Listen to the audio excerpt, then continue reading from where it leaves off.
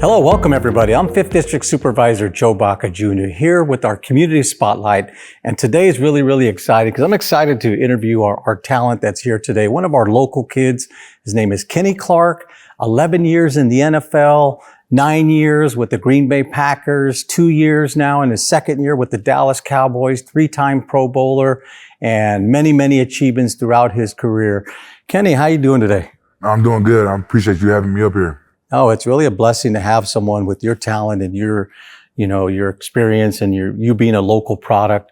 Kenny, why don't you tell us about being raised in the Inland Empire? What was your childhood like growing up? Yeah, so I grew up in San Bernardino. I was born there in community hospital. Went down to North Park Elementary.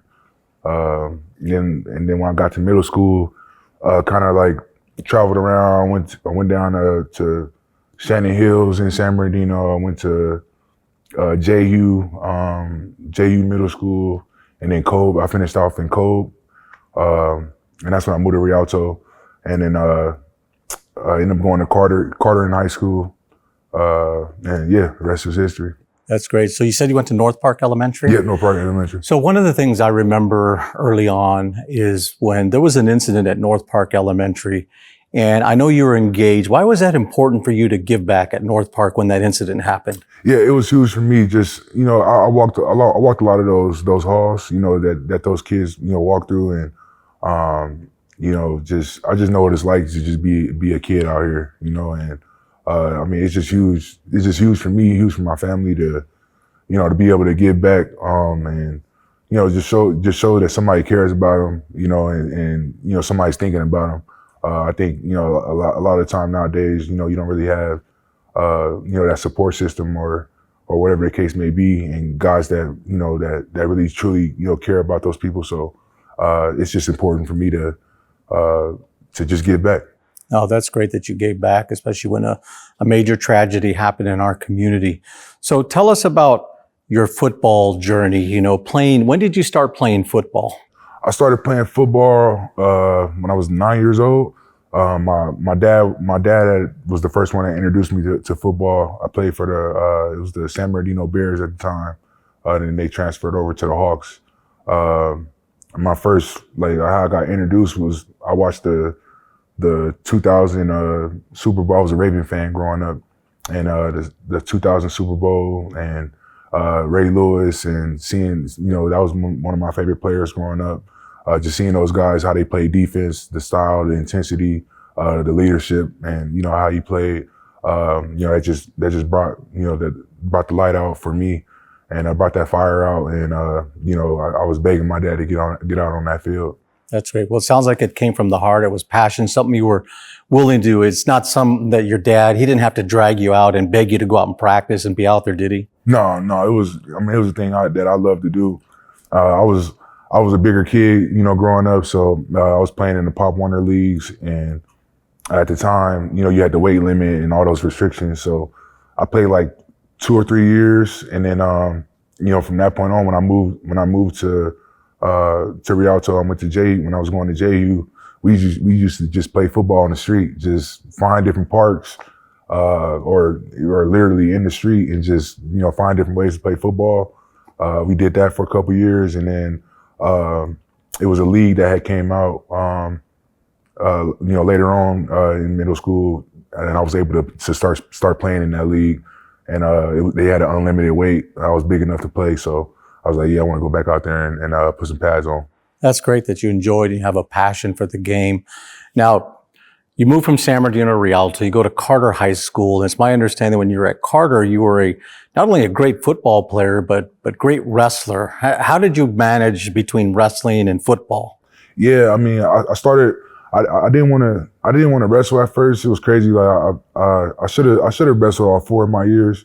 I started off my sophomore year, and it was just it was a good situation for me because football season was in the fall, and then wrestling started in the winter, and it was great. It was great. I love everything about wrestling. The mentality, number one, just that you got to have being in those hot rooms and wrestling with guys, and just the different body positions. You got to be flexible. You got to be strong. You got to have great technique and, understand, guys' body movements and all that kind of stuff. So I think a lot of that stuff just helped me apply that stuff to the game. That's great. It sounds like you've taken your wrestling experience and applied it to football. So you went to UCLA, but kind of tell us, when you were in high school, at what point did you know that playing Division I football was a real thing? When did that start to click in, like, hey, I can do this? Yeah, I would say like after my junior year, my grades weren't too good. My freshman year, a little bit in my sophomore year, so I had to do a lot of summer school, growing up. And my junior year, I just got my first offer from Coach Meat at Washington, and he was telling me like, man, like you can be whatever you want to be, but your grades, your transcripts is bad, so you gotta have to figure it out. So mom's put me in summer school, and I just never looked back since. I had to get my grades up. My junior year and senior year, my grades was immaculate, and yeah. That's great. Well, it sounds like you were able to turn things around, and some people kind of pushed you and nudged you. So you go to UCLA, you're playing 3 years, you're having really good years. I think you were third team All-American.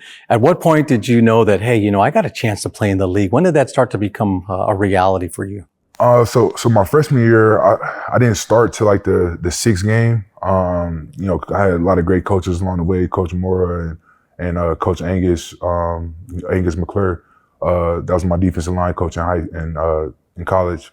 And like my freshman year, I played probably like right after the sixth game, and then that's when I started starting.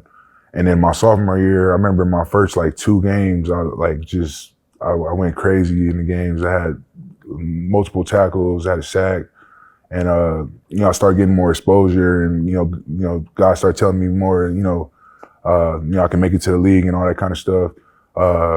Start seeing some news clippings and stuff on social media, and I'm like, man, I think I can really do this.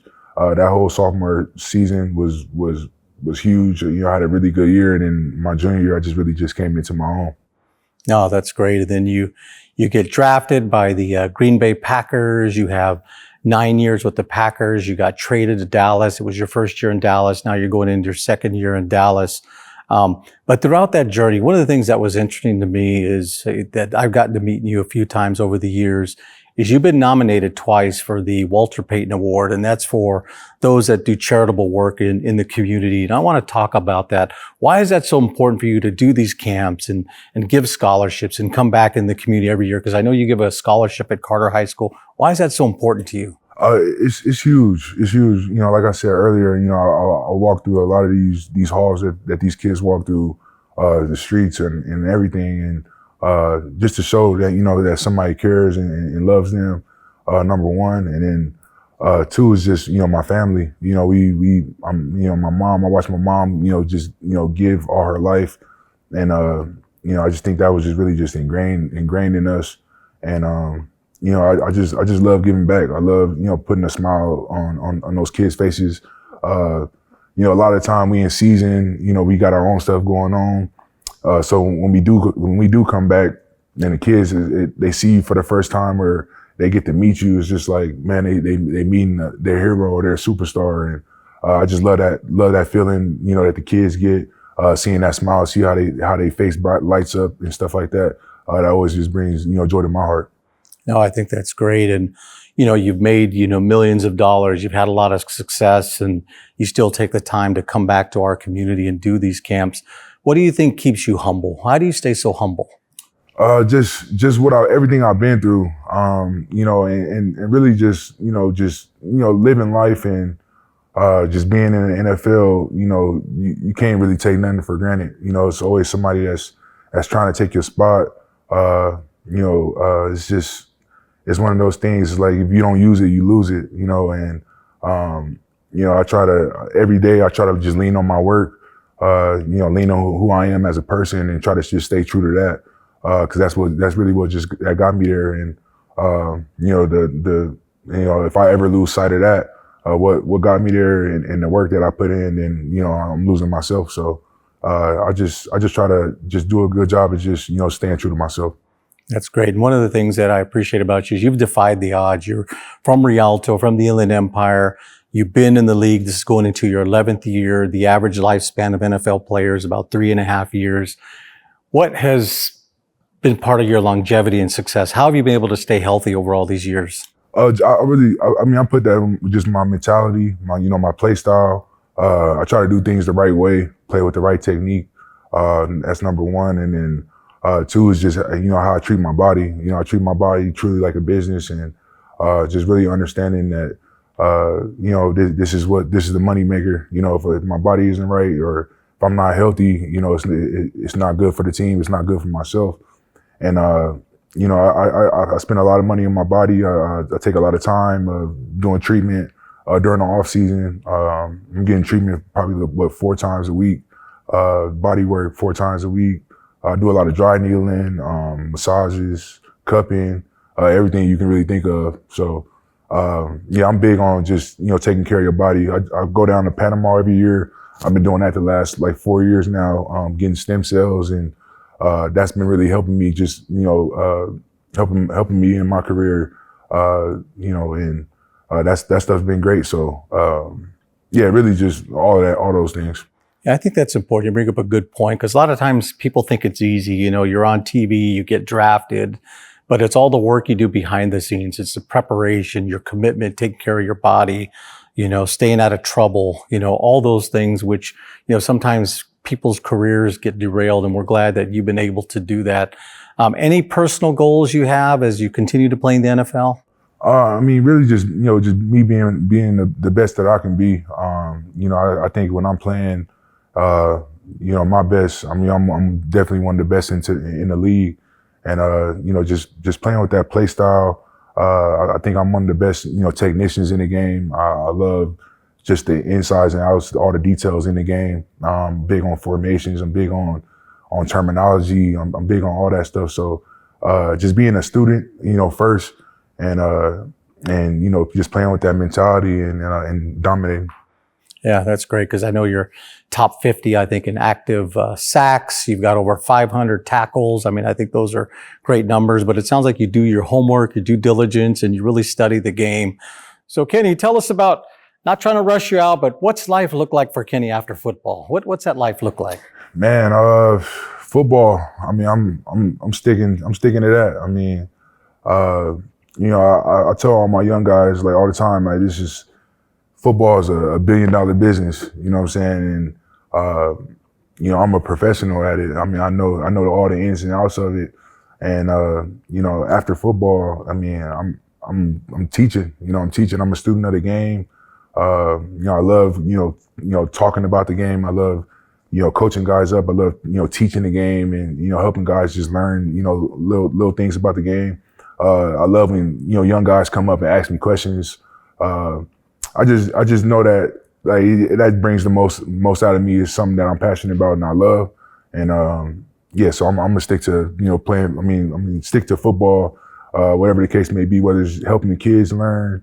I just opened up my academy down in Rialto at Altus, right there on Maple. So doing all that stuff, just helping these guys out, having my camps.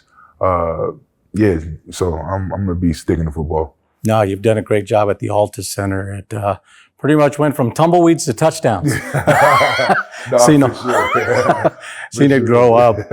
But as we wrap things up, Kenny, if you could look in the camera, maybe tell some of our kids or some of our audience what words of encouragement you would give our kids or young ones that are interested either playing the NFL, even if they don't make it. What words of encouragement would you give them? My words of encouragement, I would just say, just keeping the main thing. It's going to be all types of adversity that comes in your life. But at the end of the day, it doesn't matter. Everybody, we wake up, we got a choice, we got a chance and a choice. You know what I'm saying? And it's up to you to wake up every day and make that choice. To better yourself and be a better person, be a better man, father, whatever the case may be. And just handle your business, be an adult about it, love what you do, be passionate about what you do, and don't let nobody take that away from me. No, those are great words, well spoken by Kenny Clark. We want to thank you for coming in, Kenny. We want to wish you good luck this season. We're just so proud of you, and we're always rooting for you. And one of the things that's interesting is you got people that don't even know you that are rooting for you. You're one of us from the Inland Empire. So just want to say we're just so proud of you. Want to wish you good luck this season. Yes, sir. And want to thank all of you for tuning in for the Community Spotlight. We want to wish Kenny Clark a wonderful season with the Dallas Cowboys and hope to see you soon. Thank you so much. Thank you.